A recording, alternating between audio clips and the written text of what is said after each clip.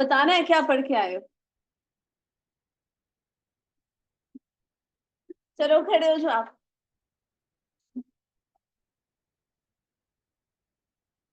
कल पढ़ा था हमने सेल्स लेटर। सेल्स लेटर क्या है? Don't look there, don't look there, cheater. No cheating.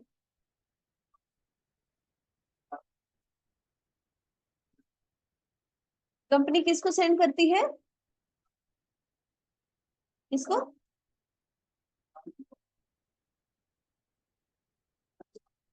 अच्छा, कस्टमर को भेजती है, क्या कहती है? ठीक है।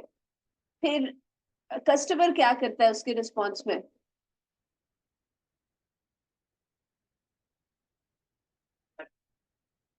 ऑर्डर करता है। तो क्या सारे ऑर्डर कर देते हैं? क्या समझते हैं, क्या रेशो होती है, कितने परसेंट कस्टमर्स ऑर्डर करते हैं? तुक्का मार दो। नहीं। कितने हो सकते? इट डिपेंड्स, 10%, 20%, 30%, हाफ तक तो नहीं जाता। Good, very nice. Have seat please. What about the complain letter?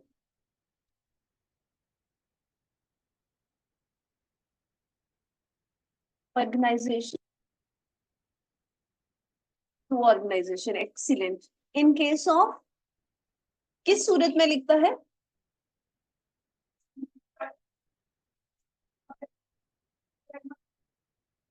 Very nice, very nice. यहाँ तक हमने पढ़ लिया। सेल्स लेटर हो गया, ऑर्गेनाइजेशन या कंपनी जो है अपनी एडवर्टीजमेंट के लिए, गुड्स और सर्विसेज के लिए जो भेज रही है कस्टमर्स को, दैट इज सेल्स लेटर। आप सेल्स लेटर्स जब आप देखते हैं, एडवर्टीजमेंट देखते हैं, उसमें से अट्रैक्ट होते हैं कस्टमर्स, और कुछ customers in case they order something, और जब ऑर्डर रिसीव करते हैं, if they get any problem regarding that product जिसके बारे में उन्होंने जिस चीज को उन्होंने ऑर्डर किया हुआ होता है, it might be faulty, defective, it might be some other thing जो उन्होंने ऑर्डर की है, या उसमें कोई भी किसी भी तरह का इशू आ सकता है। So in that case, they write complaint letter to the organization, और उस कंप्लेन लेटर में किसके बारे में कंप्लेन हो रही होती है? अबाउट दैट स्पेसिफिक प्रोडक्ट जो भी उन्होंने ऑर्डर की थी। Very nice. What about the adjustment letter? Don't look at your books, don't look on the screen. खुद से बताएं। मैंने ये देख के पढ़ के तुम ना देखे, मैंने कहा देखे ही नहीं स्क्रीन पे। जी बेटा। आपके साथ ब्लू शर्ट। जी। Adjustment letter.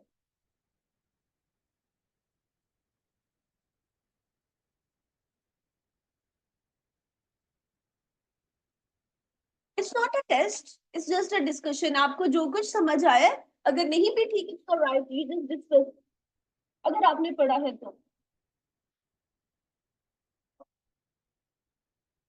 ब्लू है, लाइट ब्लू से पूछ रही थी, चलो जाने दो, बोलो। ऑर्गेनाइजेशन लिखती है कस्टमर्स को। वाई सो? सॉरी।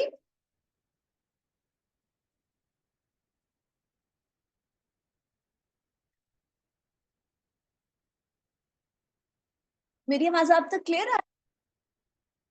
मुझे आपकी आवाज क्लियर नहीं आ रही।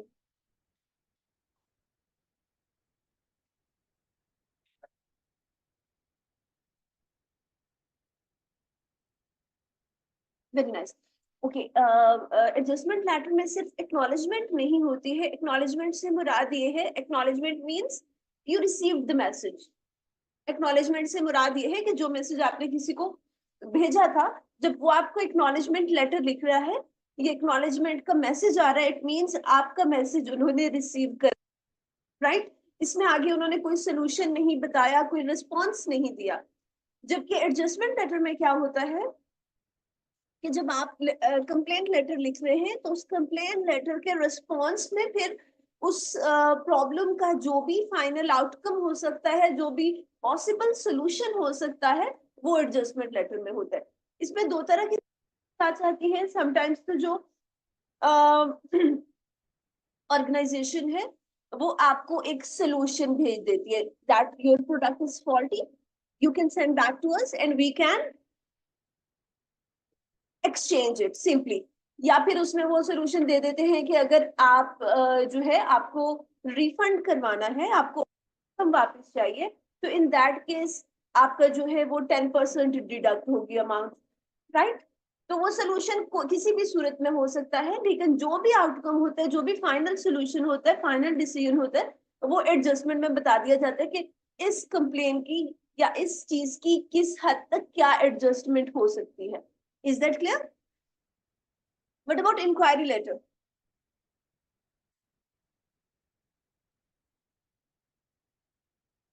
Yes please.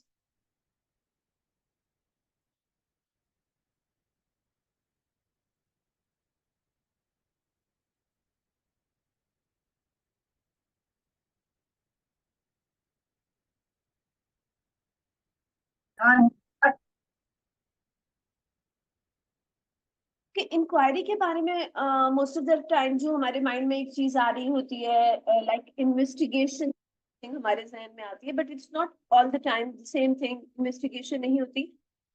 Inquiry mean to ask about something, ठीक है। अब एडवर्टीजमेंट और इंक्वायरी में डिफरेंस क्या होता है, या सेल्स और इंक्वायरी में डिफरेंस क्या होता है? सेल्स में किसी चीज की डिटेल्स इंफॉर्मेशन खुद आप तक पहुंच रही होती है, जबकि इंक्वायरी में वो क्या, ask the question and elicit information from the recipient। आपको इंफॉर्मेशन खुद जाकर लेनी पड़ती है। फॉर एग्जाम्पल, आप बैंक अकाउंट ओपन करवा रहे हैं, तो आप खुद जाके डिटेल्स पूछते हैं, या कोई भी और प्रोडक्ट जिसमें आप इंटरेस्टेड हैं जिसकी जाके आप खुद डिटेल्स लेते हैं, या आप लेटर लिखते हैं कि हमें इसके बारे में इंफॉर्मेशन चाहिए, so that is inquiry. Okay nice. What about follow up letter? अब इनके अलावा कोई बोलेगा? वैसे रीडिंग की थी मैंने, आपको कहा था पढ़ के आइएगा, तो क्या समझ आया? ये जो कॉर्नर में ग्लासेस में बैठे हैं, जी आप? नहीं नहीं, अच्छा मैं उनको कह रही थी, चलो आप भी कॉर्नर में हो, आपके भी ग्लासेस है, आप ही बता दो। जी, अगेन, सॉरी।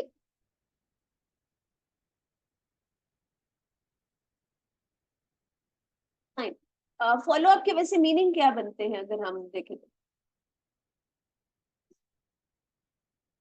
चेज करना, या अगर उर्दू में हम देखें तो पैरवी करना, तकलीद करना, उस सेंस में बनेंगे, ठीक है। फॉलो अप लेटर जो होता है, अब सेल्स लेटर हो गया, कंप्लेन लेटर हो गया, ऑर्डर लेटर हो गया, इसमें हमारी इनिशियल कम्युनिकेशन होती है। For example, we are writing the letter first time, ठीक हो गया। फॉलो अप से मुराद ये है कि एक दफा हमने किसी से कम्युनिकेट कर लिया, हमने लेटर लिख दिया, जो भी हमारी रिक्वायरमेंट है, हमें किसी चीज के बारे में इंफॉर्मेशन चाहिए, या हम किसी चीज की कंप्लेन कर रहे हैं, वट एवर, या इवन हमने किसी चीज का ऑर्डर किया है, लेकिन जब उसके फर्दर डिटेल्स हम तक नहीं पहुंचती हैं कि आपका ऑर्डर कंफर्म हुआ है या नहीं हुआ, या आपको रिसीविंग कब होगी, या आपकी कंप्लेन आपने की है उसके बाद आपको एडजस्टमेंट लेटर जो है वो नहीं रिसीव होता कि आपकी कंप्लेन पे फिर कंपनी ने क्या स्टेप लिया है, क्या इनिशिएटिव लिया है, क्या रिस्पॉन्स दिया है। तो फिर जो आपने वो फर्स्ट लेटर लिखा, उसी कम्युनिकेशन को मोर इफेक्टिव बनाने के लिए, उसी का क्लियर रिस्पॉन्स जानने के लिए, जब आप दोबारा से लेटर लिखते हैं, उसी स्पेसिफिक इंफॉर्मेशन को लेकर, उसी स्पेसिफिक क्वेश्चन को लेकर जब आप दोबारा से लेटर लिखते हैं, तो that is follow up letter. यानी आप अपनी प्रीवियस कम्युनिकेशन को फॉलो अप कर रहे हैं, उसके बारे में जानना चाह रहे हैं कि उसमें क्या प्रोसीडिंग्स हुई हैं, उसमें क्या प्रोग्रेस हुई है, क्या अपडेट्स है, राइट? समझ आगे नहीं आई? जिस तरह से वो कह रहे हैं, sent after some type of initial communication, इब्तदाई कम्युनिकेशन के बाद भेजा गया है, फर्स्ट टाइम आपकी कम्युनिकेशन हो गई उसके बाद भेजा गया। For example, sales department thanking a customer for an order or a job seeker inquiring about the status of their application. For example, sales department में एक ऑर्डर आया और उन्होंने लेटर लिख दिया है कस्टमर को thanking. A follow-up letter seeks to promote the effectiveness of the previous correspondence. Simple as this. जो कि आपकी previous कम्युनिकेशन हो गई है उसकी ही इफेक्टिवनेस के लिए, उसके ही मोर क्लियर आंसर के लिए आप दोबारा लेटर लिख देते हैं. लेटर ऑफ रिकमेंडेशन और रेफरेंस लेटर.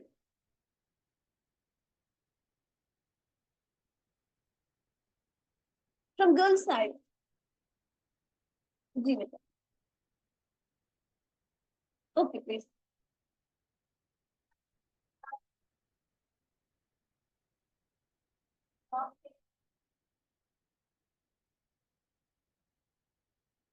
हम्म.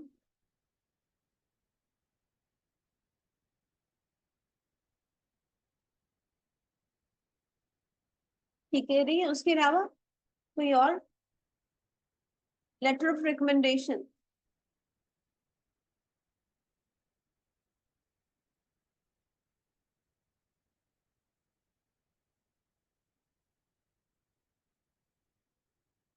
पढ़ लिया. पढ़ लिया. क्या कहते हैं. चलो जितना समझ आया बताओ. वैसे ये घर से पढ़ के आना था इसलिए मैंने कहा था कि यहाँ पर आप नहीं पढ़ेंगे.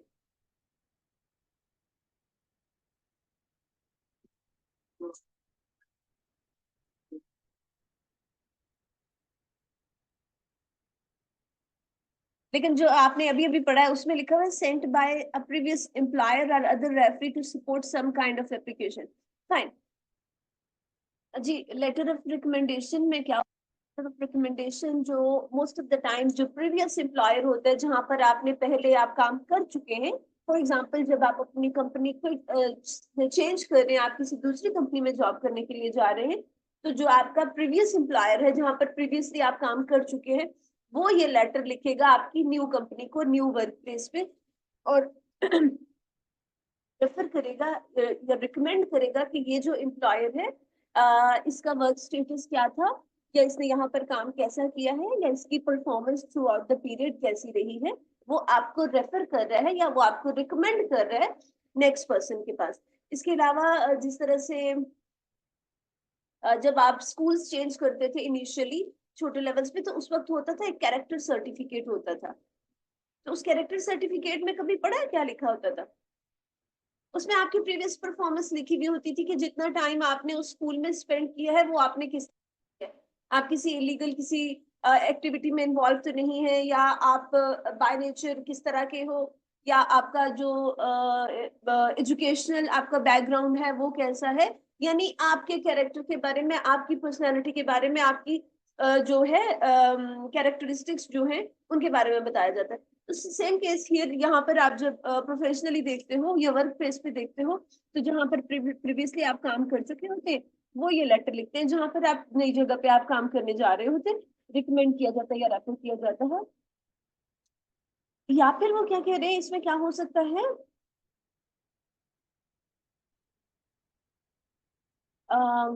It could be submitted as a part of other applications such as an application for bank loan.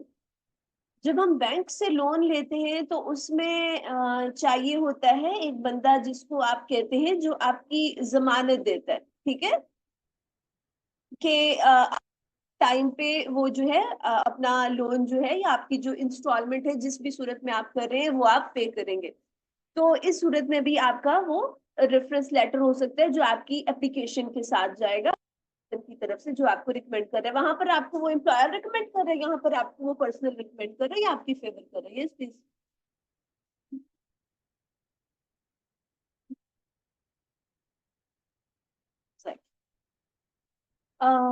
Yes next is acknowledgement letter.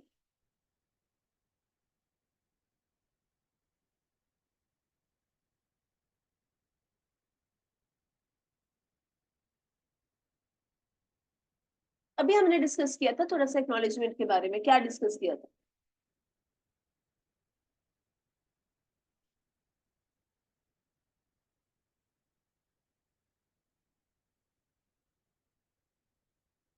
Very nice. Acknowledgement letter is simply tells that the person to whom you are writing the message, writing a letter or sending a message, he received your message. इसमें किसी तरह की का response नहीं है, ठीक है। इसमें किसी तरह का सोल्यूशन नहीं है, कोई नहीं है, सिंपली एक्नॉलेजमेंट है कि आपका जो लेटर है वो रिसीव हो गया है और उसके बाद उस पर फर्दर काम होगा। जैसे मोस्ट ऑफ द टाइम क्या होता है, एक कंपनी में आप जब लेटर्स भेज रहे हैं तो जो रिसीविंग्स होती है, डिपार्टमेंट तो आगे अंदर होते हैं ना, डिफरेंट डिपार्टमेंट्स होते हैं, तो जब आप भेजते हैं तो मोस्ट ऑफ द टाइम जो रिसीविंग वो फ्रंट डेस्क पे हो जाती है, फिर फर्दर जिस जिस डिपार्टमेंट के लेटर होते हैं वो उनको दिए जाते हैं। तो फ्रंट डेस्क पे जब आपकी रिसीविंग हो जाती है तो तब भी आपको मैसेज आ जाता है कि आपका मैसेज जो है, लेटर रिसीव हो गया, that is acknowledgement letter, right.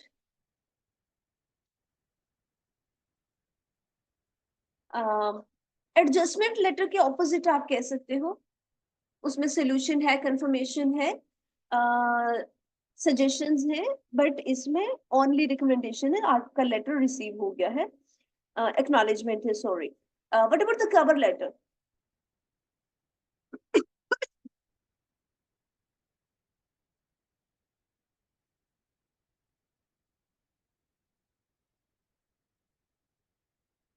Very nice. आपके बैग में अब 2 या 3 या 4 बुक्स हैं पीआरसी की, तो आपको कैसे पता चलता है कि ये वाली बुक बीडब्ल्यूसीएस की है? पर बैग से निकालने से पहले आप खोल के अंदर से देखते हैं? नहीं, कैसे पता लगता है? उसके कवर से पता चलता है कि उसके अंदर क्या है। तो same cases here, cover letter जो होता है वो मोस्टली बता रहा होता है कि उसके अंदर जो अटैचमेंट्स है, जो डिटेल्स है, वो क्या क्या मौजूद है। दूसरा, इसको हम इस तरह से भी देख सकते हैं, जिस तरह से जब हम मोस्टली प्राइवेट जॉब्स में भी होती है, लेकिन गवर्नमेंट जॉब में जब आप अप्लाई करते हैं तो ज्यादा उनकी फॉर्मेलिटीज होती है।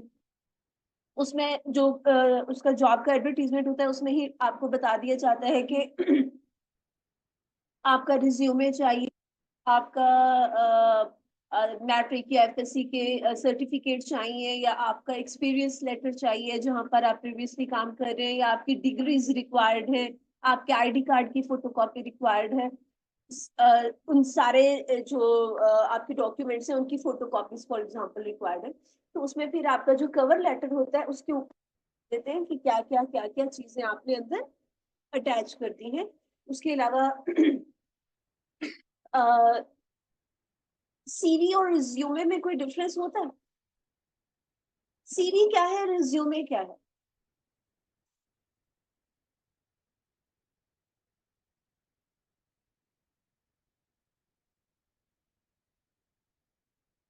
Okay, there is no specific difference, but in short जहां पर डिटेल्ड जिनकी रिक्वायर्ड होती है उसके लिए सीवी होता है।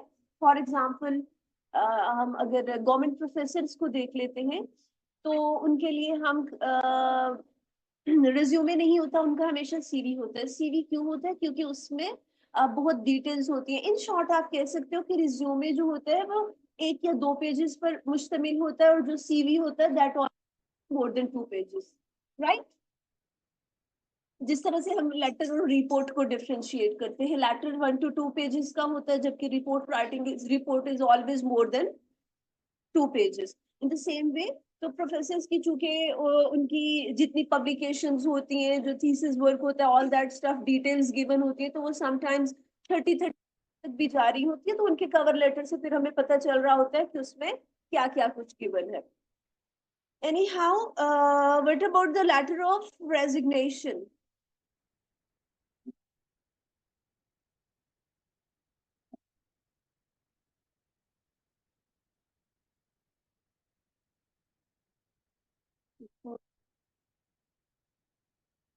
क्या कहती हैं आप?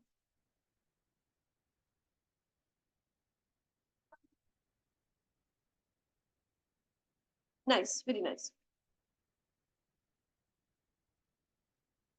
A formal record that an employee wishes to leave his or her job, or a firm wish to withdraw from an engagement. Uh,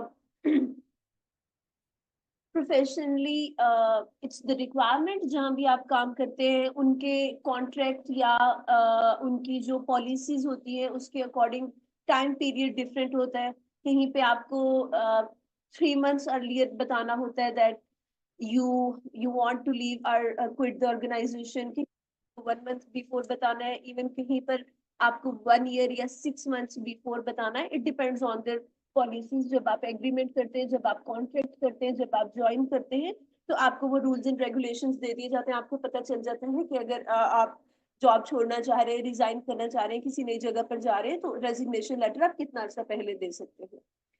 आप सर्कुलर लेटर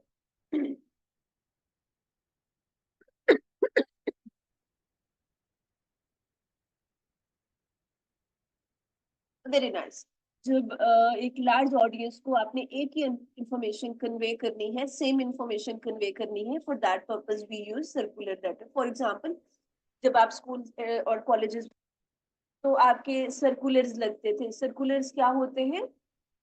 फॉर एग्जाम्पल, कोई स्कूल में आपके कोई इवेंट हो रहा है, या फिर आपकी समर वेकेशंस कब स्टार्ट होनी है, या फिर आपका कोई भी ऐसा इवेंट जो प्लान हो रहा है जो सारे स्कूल सारे स्टूडेंट्स के लिए सेम है, तो उसके सर्कुलर लग जाते थे। ऐसे ही, या सर्कुलर मैसेज रोटेट हो जाता है अगर आपके ग्रुप्स बने हुए। तो सर्कुलर लेटर से भी मुराद यही है कि एक ऐसी इंफॉर्मेशन जो लार्ज ऑडियंस के लिए है, ज्यादा लोगों के लिए सेम मैसेज कन्वे होना है, वो सर्कुलर लेटर की फॉर्म में जाता है। उसमें सिचुएशंस डिफरेंट हो सकती हैं। सर्कुलर लेटर से रेलेवेंट जो आपके एग्जाम में क्वेश्चन आता है या आपके सिलेबस में जो क्वेश्चन आता है, उसमें अभी तक सर्कुलर लेटर का क्वेश्चन आया है। उसका that to collect the fund raising का क्वेश्चन आता है कि एक ऑर्फनेज है, उसके लिए बच्चों की तालीम के लिए या खाने पीने के लिए आपने फंड रेज करने हैं, चंदा जमा करना है, तो आप उसके लिए सर्कुलर लेटर लिखते हो। वो आप एक स्पेसिफिक ऑडियंस को टारगेट करते हैं, किसी सोसाइटी को लिख रहे हैं, किसी क्लब को लिख रहे हैं, किसी टाउन को लिख रहे हैं, किसी ब्लॉक को। तो वो एक फॉर द लार्ज ऑडियंस वो मैसेज एक ही होता है, तो that is called circular letter. Okay, after that memorandum. What is memo?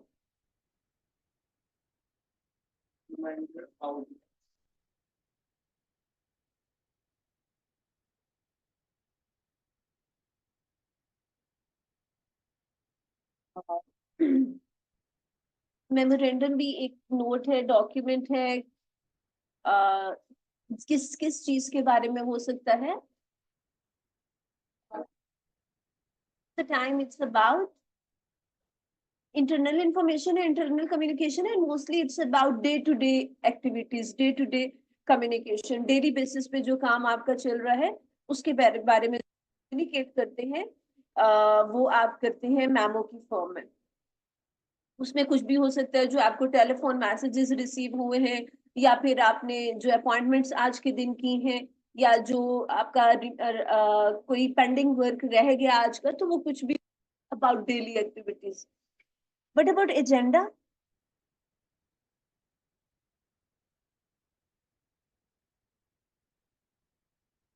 Yes please. Very nice. जब भी एक मीटिंग कॉल होती है, चाहे वो किसी कॉलेज में है, प्रिंसिपल मीटिंग कॉल कर रहे हैं, टीचर्स के साथ डायरेक्टर कर रहे हैं, या वर्क प्लेस में कंपनी में सीईओ कर रहे हैं, कोई भी है, जब भी मीटिंग कॉल की जाती है तो उसका कोई ना कोई एजेंडा होता है। ऐसे ही कभी ऐसे हुआ है कि सब लोगों को जमा कर दिया जाए, मीटिंग कॉल कर लीजिए और कोई बात ही ना हो? It's not possible. जब भी मीटिंग होती है, जब सबको बुलाया जाता है, तो definitely there is a agenda behind that कि डिस्कस क्या होना है। तो वो जो डिस्कस चीजें होनी होती है मीटिंग में, that is called the agenda. वो जो लिस्ट, जो चीजें डिस्कस करनी होती है, that is called agenda. Next is minutes means. No, उसके अलावा? Very nice, very nice. Minutes या मिनट्स ऑफ मीटिंग्स भी कहा जाता है, मिनट्स भी कहा जाता है, मोस्टली इसको मिनट्स ऑफ मीटिंग्स कहा जाता है। तो मिनट्स ऑफ मीटिंग से मुराद क्या होता है कि जो जो मेन चीजें मीटिंग में डिस्कस हुई हैं वो नोट डाउन कर ली जाती है। एक तो उसका हम आ जाती है, if some person is missing, he is absent, तो उस तक वो मिनट्स ऑफ मीटिंग्स उस तक कन्वे हो जाते हैं। एंड इन अदर केस, जब आपकी नेक्स्ट कंडक्ट होती है या कोई भी पर्सन जो है वो उसके अगेंस्ट जाता है, तो फिर रिटन फॉर्म में आपके पास रिकॉर्ड होता है कि ये चीजें ऑलरेडी डिस्कस हो चुकी थी। Got the point? सिंपली जो आपकी एक एजेंडा था, उस एजेंडा के बाद जो आपकी मीटिंग कंडक्ट हुई, उस मीटिंग में जो जो चीजें डिस्कस हुई वो एजेंडा की भी हो सकती है। इट भी पॉसिबल कि जो पार्टिसिपेंट थे वो कोई और न्यू सजेशन लेकर आ रहे हैं, या कोई न्यू सजेशन लेकर आ रहे हैं, या न्यू क्वेश्चन लेकर आ रहे हैं, न्यू इंक्वायरी लेकर आ रहे हैं। तो जब उनके पार्टिसिपेंट्स की, कैंडिडेट्स की जब पार्टिसिपेशन होगी, जब उनके क्वेश्चंस, उनकी इंक्वायरीज, उनकी सजेशंस ऐड होंगी, तो फिर वो एजेंडा से बात हट जाएगी, कुछ और भी हो सकता है, तो फिर वो मिनट्स ऑफ मीटिंग में रिकॉर्ड हो जाती है, right? And the last thing is report. Report से क्या मुराद है?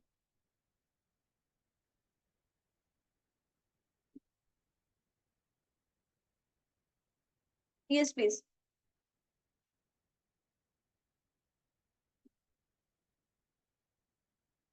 Very nice. और रिपोर्ट की जो मेन स्पेसिफिकेशन है वो क्या है कि it is always in the detailed form. उसमें एक एक चीज कवर हो रही होती है। फॉर आप किसी प्रोजेक्ट की रिपोर्ट दे रहे हैं, तो उसमें आपके फर्स्ट स्टेप से लेकर एंड तक जो जो जो प्रोसीजर्स आपने फॉलो किए हैं, या जो आपका फाइनेंशियल उसमें जो कंसर्न रहा है, कहाँ कहाँ पर बजटिंग कैसे थी, क्या था, तो जितनी सारी डिटेल्स हैं वो रिपोर्ट में आती है। एक यहाँ पर कह रहे हैं ड्यू डिलिजेंस रिपोर्ट। इस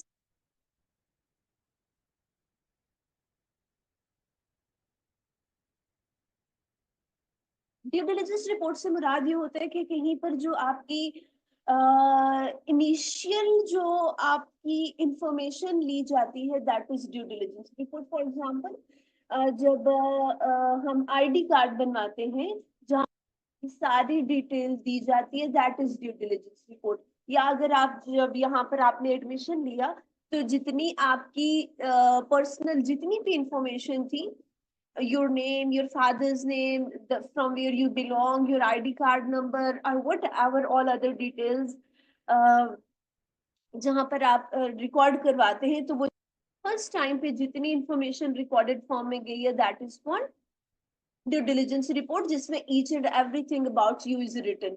अगर आप नहीं है या कुछ भी प्रॉब्लम हो जाता है, खुदा ना खास्ता कोई भी इशू हो जाता है, तो फिर कॉलेज के पास आपकी कंप्लीट डिटेल मौजूद है, आपके पेरेंट्स के फोन नंबर से लेकर, आपके हाउस एड्रेस से लेकर, आपके बारे में जहां से आप आए हैं, एवरीथिंग इज गिवन देयर।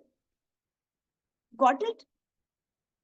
अब मुझे ये बताएं, हमने इतनी डिटेल में इसको क्यों डिस्कस किया?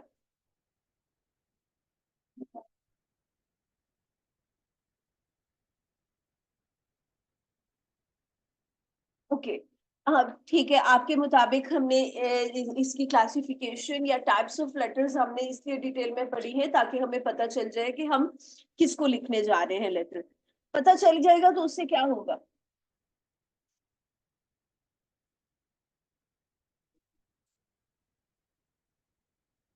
Very nice, very nice.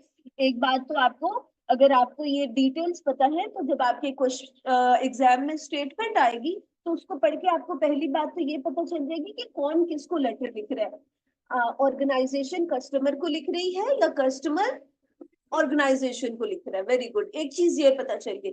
अब हम अपने अगर फॉर्मेट पे आ जाते हैं, लेटर फॉर्मेट पे आ जाते हैं, तो उसके अकॉर्डिंग हमें क्या क्या पता चलता है इससे?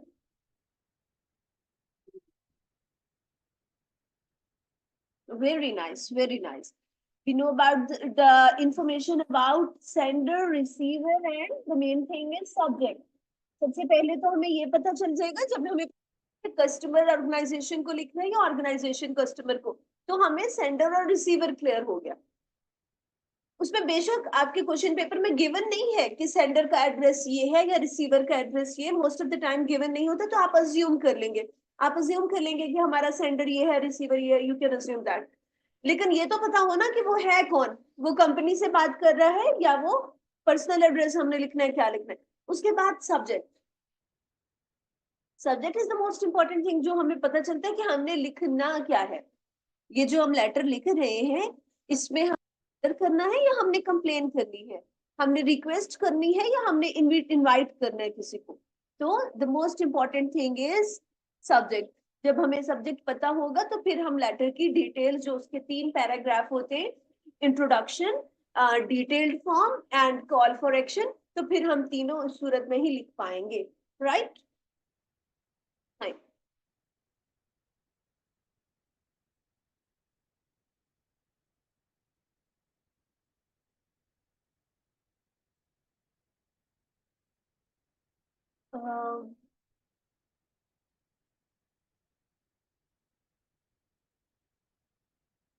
कल आपकी क्लास है नहीं है? नहीं है ना। अब आपकी क्लास है थर्सडे को। ओके। थर्सडे के लिए क्या काम है? एक तो आपकी फिंगर टिप्स पे होनी चाहिए ये क्लासिफिकेशंस। ओके। मैं आप लोगों से इस तरह से नहीं पूछूंगी कि मुझे बताएं ऑर्डर लेटर क्या है, मैं आपसे ये नहीं पूछूंगी मुझे बताएं एडजस्टमेंट लेटर क्या है। तरह से होगा, I can ask any statement. आपके जो हमारे पास पास्ट पेपर्स है उसमें से मैं कोई भी स्टेटमेंट बोलूंगी, लेटर का कोई भी क्वेश्चन बोलूंगी, और आपने मुझे बताना है कि इसका सब्जेक्ट क्या हो सकता है, ये हम किस इसका सेंडर कौन कौन है। ठीक है। तो अगर आपको ये क्लासिफिकेशन क्लियर होगी, इसका पता होगा कौन सा लेटर कहाँ पर यूज होता है, तो आप ये लिख सकते हैं। और फिर आपको डेफिनेटली जब आपको क्वेश्चन या स्टेटमेंट समझ आ जाती है तो सब्जेक्ट फिर आप लिख सकते हैं कि is that a complaint letter और एडजस्टमेंट और इंक्वायरी, और कौन किसको लिख रहा है। एक तो ये चीज जो आपकी अंडरस्टैंडिंग जिसकी होनी चाहिए। इसके अलावा जो लेटर फॉर्मेट है वो मैं आपके ग्रुप में फॉरवर्ड कर दूंगी। कि जैसे इसमें होता है, सबसे पहले सेंडर्स एड्रेस आता है, फिर उसके बाद हम एक लाइन स्किप करते हैं। रिटन फॉर्म में नोटबुक पर आप लिख रहे हैं तो आप एक लाइन छोड़ के नीचे वाली लाइन पर आ जाएंगे, और जब हम टाइपिंग कर रहे हैं तो हम जब एंटर प्रेस करते हैं नीचे वाली लाइन पर आ जाते हैं, तो डबल एंटर प्रेस करेंगे तो एक लाइन स्किप हो जाएगी और आप नीचे आ जाएंगे। तो इसमें जितने स्टेप्स हैं हर एक में हम स्पेस देंगे। सेंटेंस एड्रेस आपको पास रिटन फॉर्म में आपके ग्रुप में आ जाएगा। सॉरी, अभी फॉरवर्ड नहीं किया, मैंने कहा मैं आज कर दूंगी आप। इसमें क्या है, इस जो आपको लेटर का फॉर्मेट है फॉरवर्ड कर दूंगी, उसी को आपने वहीं से देख के अपनी नोटबुक्स में एक तो लिख कर लाना है। ठीक है। और उसके साथ अभी इंटरनेट चल रहा है आपका?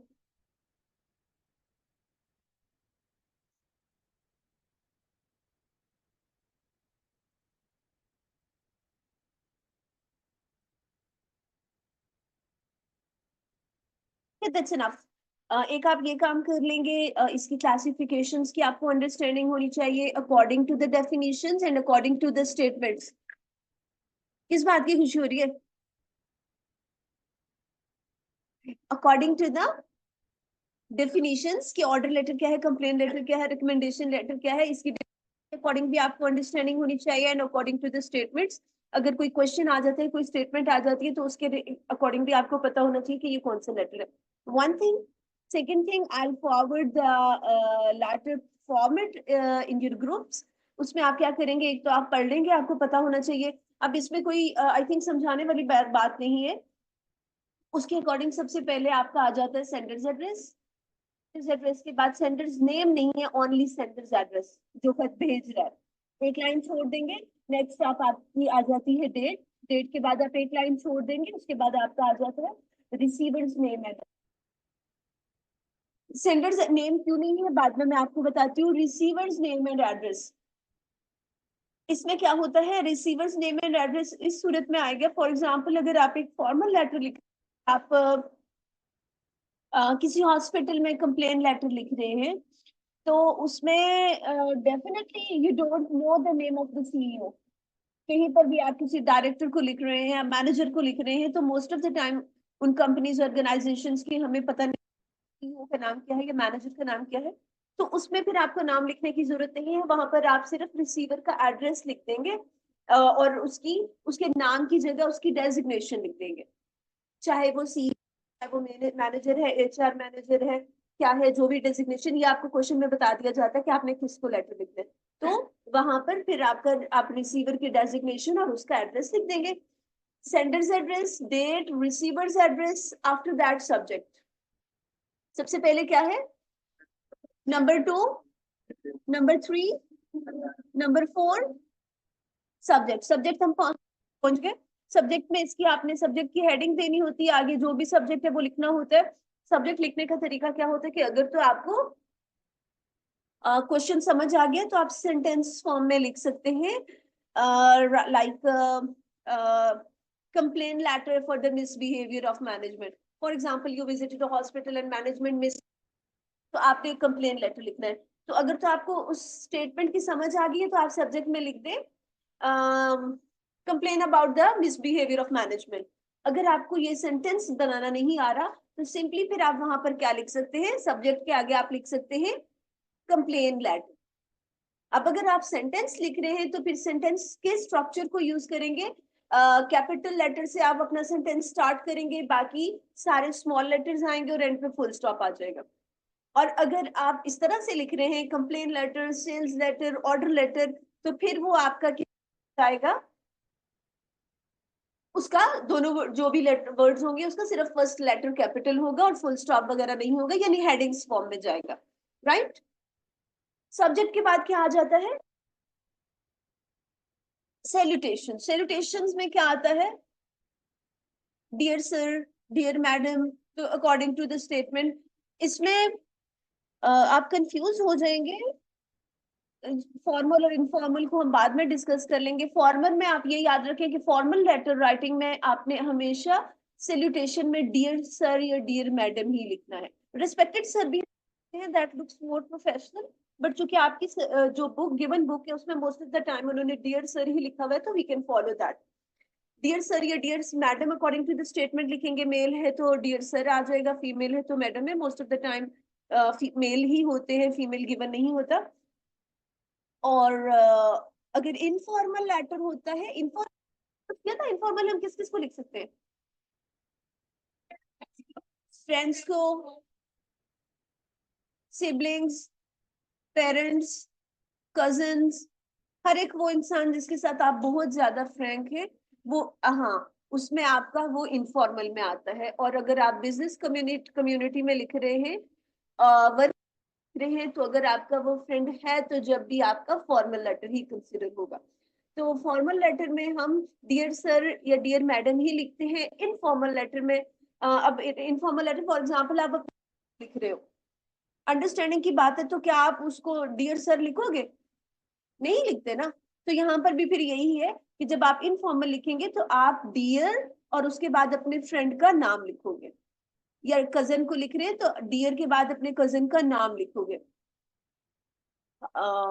हाँ, इन केस ऑफ पेरेंट्स आप डियर फादर या डियर मदर लिख सकते हो, definitely you can names there, ठीक है।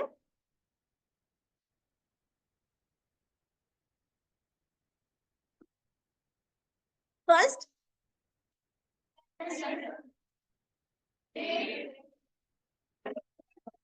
Receivers address third, subject, salutation. Step हो गया यहाँ तक, सैल्यूटेशन तक, ओके। यहाँ से अगली कहानी शुरू होनी है, मेन स्टोरी। मेन स्टोरी क्या है कि जो हमारी मेन लेटर बॉडी होती है उसमें हमेशा 3 पैराग्राफ्स आते हैं, ठीक है। फर्स्ट पैराग्राफ हमेशा इंट्रोडक्शन का होता है, वही जो आपको क्वेश्चन दिया गया है उसी को आप अपनी वर्डिंग में थोड़ी बहुत वर्डिंग चेंज करके लिख देते हो। इंट्रोडक्शन कि आप लेटर लिख किसके लिए रहे हैं, किस बात के लिए लिख रहे हैं, that is your introduction. The most important part is the main body. Main body से मुराद आपका लेटर का सेकंड पैराग्राफ होता है, जिसमें आप क्या लिखते हैं, डिटेल्स लिखते हैं। इसमें आपने स्टोरी डेवलप करनी होती है, जो भी आपको स्टेटमेंट दी गई है उसके बारे में आप डिटेल्स लिख देते हो। तो that is the paragraph, main paragraph जो डिटेल्ड फॉर्म में जाता है। फर्स्ट पैराग्राफ आप 1.5 लाइन का भी लिख लेते हो, 10 से 15 अल्फाज का, 10 अल्फाज का लिख लेते हो, that's gonna be enough. Second paragraph होता है डिटेल्ड, जिसमें सारी स्टोरी डेवलप की जाती है। फॉर एग्जाम्पल, वही हम क्वेश्चन ले लेते हैं that you and your grandfather visit hospital and hospital management misbehaves you and you're supposed to write the letter to the CEO of the hospital for the misbehavior of the management. अब introduction में तो आपने बता दिया कि आप किस लिए लेटर लिखने, तो ये वाला जो पैराग्राफ होगा सेकंड पैराग्राफ में, अब यहाँ आपने सिर्फ वो कहानी तो आपने सब्जेक्ट में भी बता दिया कि आप लिख रहे हैं for the misbehaviour of management, आपने इंट्रोडक्शन में भी बता दिया कि आप इसलिए लेटर लिख रहे हैं, लेकिन अब यहाँ पर आपने बताना है कि वो मिसबिहेवियर था क्या, जो था आपके साथ हुआ क्या। तो यहाँ you need to develop the story. उसमें आप कुछ भी कह सकते हैं, आप कह सकते हैं you went and you had to wait for a long time there, या फिर रिसेप्शनिस्ट जो है वो आपको अच्छे से डील नहीं कर रही है, या डॉक्टर ने मिसबिहेव किया है, या टाइमली ट्रीट नहीं किया गया। इट माइट बी समथिंग, कुछ भी आप बना सकते हो कहानी। यहाँ पर भी जो ये जो डिटेल होती है, अच्छा इसमें आपने बहुत कंफ्यूज नहीं होना कि जो आपकी स्टेटमेंट्स आती हैं, वैसे तो according to the I cap we are not sure कि जो आपकी बुक में है या जो हम डिस्कस कर रहे हैं इन्हीं में से आपकी एग्जाम में आएगी। ये they can give any statement, हमें सिर्फ फॉर्मेट्स को यहाँ पर प्रैक्टिस करना है। 9th 10th या फर्स्ट ईयर सेकेंड ईयर की तरह इट्स नॉट पॉसिबल कि जो बुक में है उसी में से क्वेश्चन आएगा। यहाँ पर हम फॉर्मेट को डिस्कस करेंगे, फॉर्मल राइटिंग, फॉर्मल राइटिंग क्या है, उसमें हमने क्या लिखना है, स्टेटमेंट कुछ भी आ सकती है, but most of the time 70%, 70-75% चीजें आपकी रिपीट हो रही होती है। रिपीट कैसे हो रही होती है, जो कुछ प्रीवियसली आपके एग्जाम में आ चुका है, जिसको आप पास्ट पेपर्स कह सकते हैं। अब इसके पास्ट पेपर्स कहाँ से मिलेंगे आपको,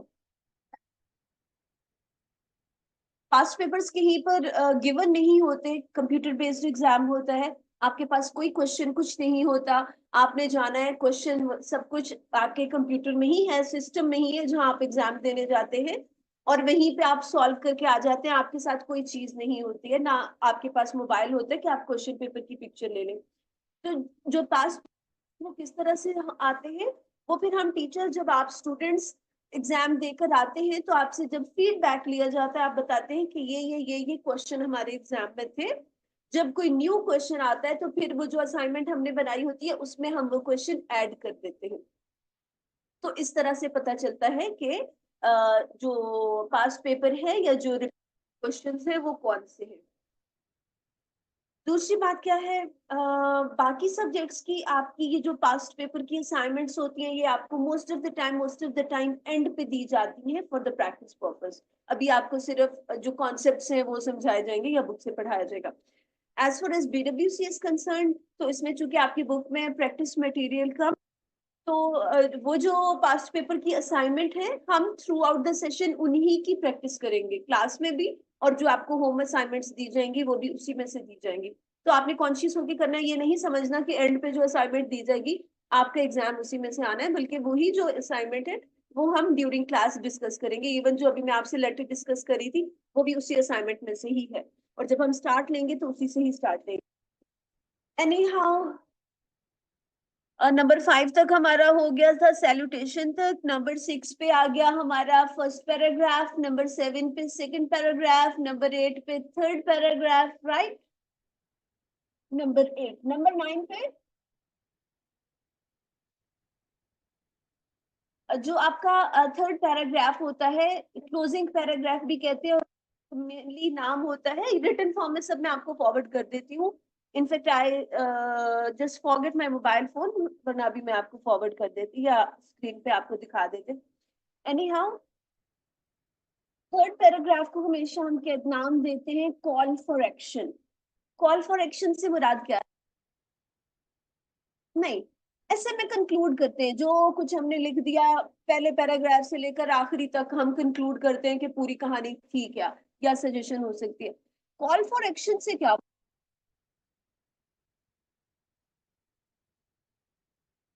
एक्शन लिया जाए, वेरी राइट, ठीक कह रहे हैं। फॉर एग्जाम्पल अभी जो हम लेटर डिस्कस कर रहे हैं उसमें आपने कंप्लेन की है for the misbehaviour of management, तो थर्ड पैराग्राफ में फिर कॉल फॉर एक्शन आएगा, जिस आप कह रहे हो कि अब उस पे एक्शन लिया जाए। जो भी है, अगर आप इनवाइट कर रहे हो तो फिर आप कहोगे कि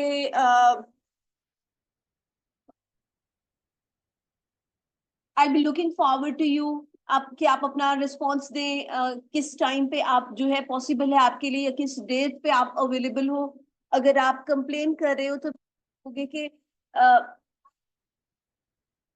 sorry, you want disappoint me, very nice, आप मुझे डिसअपॉइंट नहीं करेंगे। और हम क्या कह सकते हैं, I hope you will take action accordingly. I hope you will punish the persons who are involved in this, because this is a critical situation, or this is a critical moment, especially for the patients who are suffering these things. So simple is this कि जो भी statement है, जो भी कहानी है, question जो भी है, उसके अकॉर्डिंग आखिर में हमने उनको कहना है कि अब जो कुछ हमने कहा है, हम होप करते हैं कि आप इसको फॉलो करेंगे, इस पे अमल करोगे, इसके अगेंस्ट एक्शन लोगे, हमारी इनविटेशन को एक्सेप्ट करोगे, वट एवर जो भी हमारी स्टेटमेंट होगी। That's why we always call the third और last paragraph call for action, right? Okay, अब यहाँ तक जितने भी हमारे स्टेप्स हैं, नंबर स्टेप 1 से लेकर स्टेप 8 तक जितने भी स्टेप हैं, हर एक में हमने एक लाइन स्किप करनी है, राइट? पैराग्राफ के बाद क्लोजिंग लाइन जो आती है, like thanks for your time and consideration, looking forward to you, looking forward your positive, इस तरह की लाइंस, वो ओपनिंग और क्लोजिंग लाइंस भी मैं आपको क्लास में करवा दूंगी, जिसमें आपको पता चल जाएगा। दो दो तीन तीन लाइंस में करवा दूंगी कि किसी भी तरह का अगर लेटर आ सकता है तो उसमें ओपनिंग और क्लोजिंग लाइन आप क्या लिख सकते हैं। ओपनिंग और क्लोजिंग लाइन क्यों मैं आपको स्पेसिफिकली करवाऊंगी, आप जानते हैं कि first impression is always very important.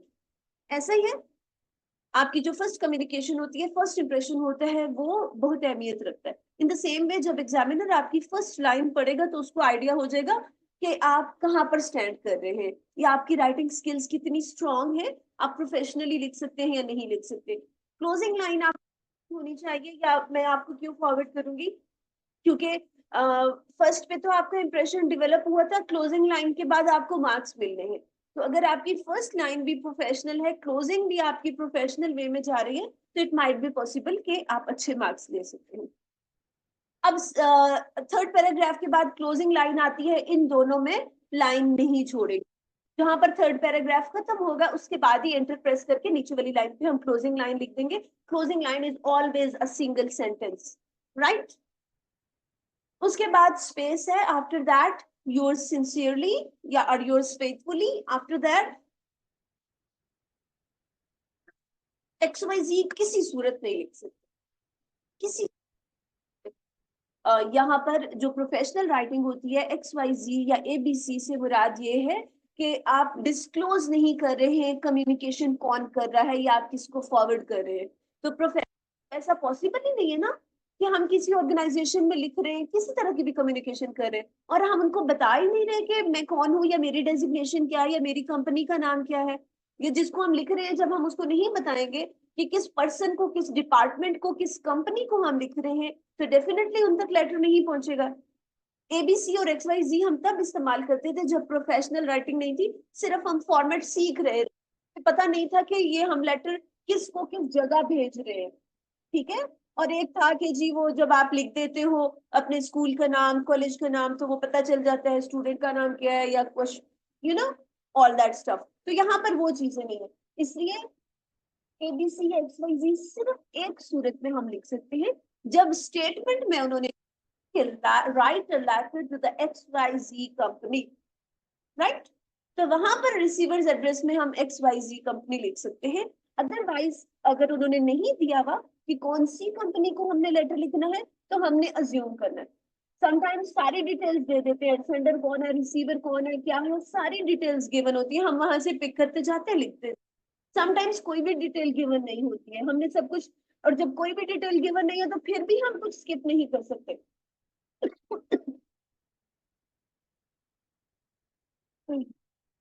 For example sender receiver address कुछ भी दिया हुआ नहीं है, तो अगर हम कहेंगे हमें गिवन नहीं है और हम उसको स्किप कर देंगे तो हमारे मार्क्स डिडक्ट हो जाएंगे।